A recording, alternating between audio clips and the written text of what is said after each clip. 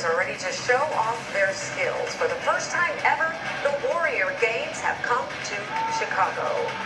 And for the third time in a row, it looks like Illinois will start the year without a budget. The state's plunge into junk bond territory. Welcome back, everyone. I'm Sylvia Perez, and we have your top local stories this half hour now.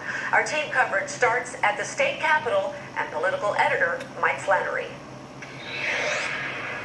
Hey, Sylvia, can I have a show of hands on how many people are surprised that both houses of the Illinois General Assembly and Governor Rauner have not reached an agreement to stem this ridiculous and reckless tide of red ink deficit spending, this spending binge they've been on?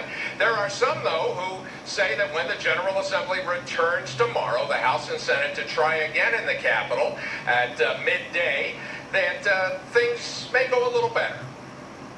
Leaders are meeting, different negotiators on different topics such as workers' compensation or other issues that we've been discussing all for the last 2 weeks. They're having conversations to see if we can come to some conclusion on those, and the vibes are good. I think we're going to get there. But a significant number of legislators in both parties are still opposed to a key piece of what would be a balanced budget deal, as foreseen by Governor Rauner and legislative leaders of both parties, and that is a temporary 32% increase in the Illinois income tax for 4 years. We have $32 billion worth of revenue in this state, and that's what we should be focusing on. And we should be focusing on Medicaid reform. We should be focusing on pension reform. We should be focused on cutting spending. All this budget does is it actually gets us up to $36 billion, and it'll be more than that. This budget doesn't account for a lot of things. It'll lead to even more taxes increases in the future. Well, so tonight was the midnight deadline. It was after this deadline expired that the credit rating agencies on Wall Street and elsewhere said they were going to cut Illinois' credit rating to junk status. House Speaker Mike Madigan said he has sent a letter to those rating agencies asking them to please extend the deadline. In effect, the dog ate our homework. Give us an extension, teacher. Don't lower us to junk status. We're still trying.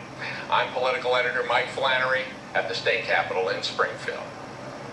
I'm Larry Yellen on the live desk. A new task force has been formed to take aim at the problem of illegal guns and repeat gun offenders who are fueling the violence in Chicago. The announcement by police, the ATF, and the U.S. Attorney's Office comes on the same day that President Trump tweeted that crime and killings in Chicago have reached such epic proportions that I am sending in federal help.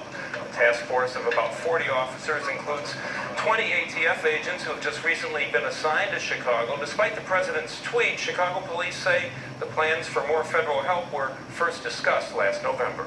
The discussions with the superintendent have gone back to actually November. So we've had 2 administrations that the superintendent has been dealing with in terms of getting extra assistance from ATF. The task force will make use of a new ballistic tracing van, which Chicago police showed off earlier this week. It helps police trace bullets and weapons right at the scene of the crime, so it can be done in hours instead of days or even weeks.